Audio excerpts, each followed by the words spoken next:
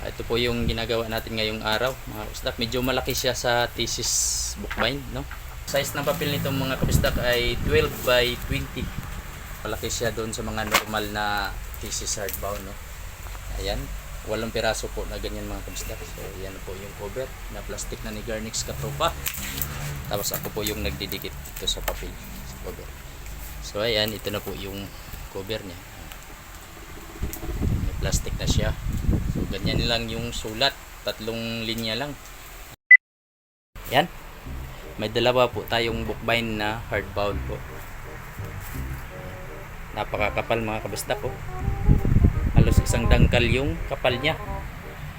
So 2 piraso. Yan.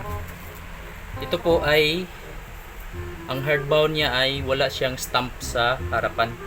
So ito lang yung idikit natin, yung pinakaunang page po yung gusto ng may-ari. Ang stamping nito, yung mag-stamp lang na tayo nito dito sa side, yung sa gilid. So light green po ang kulay nito mga kabisdak.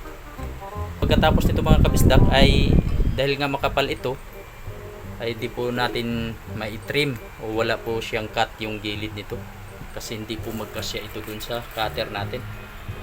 Yan, importante lang nito mabind para sama-sama na sila ba? Kasi compilation nga lang. So kailangan lang ma-bookbind, ma-hardbound para hindi na magkahiwalay-hiwalay. So kahit hindi magkapantay-pantay yan, walang trim yung gilid, okay lang daw. So ayan po, gagawin na po natin to. Light green ang kulay nito mga kabisdak.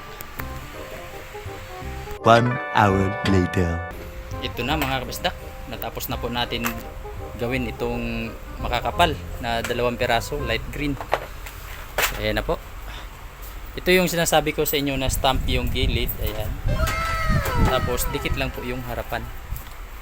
Ayan, ang kapal niya. Halos mag-1 dangkal siya. So, ayan. Ito po yung dinikit lang natin sa harapan. So 2 piraso. Di ko na pinakita kung paano tayo magbutas ng ganito kakapal at saka magtahi. So mayroon na kasi akong video tutorial kung paano tayo magtahi at saka magbutas ng ganito kakapal na bookbind mga kabisdak. So panoorin nyo na lang. So yun lang naman talaga ang mahirap dito, yung pagbutas at saka yung pagtahi sa ganitong klaseng binding ganito kakapal. Oh no! So yun po mga kabisdak, oh. Napakaganda ng ginawa natin na naman. 2 piraso po na makakapal.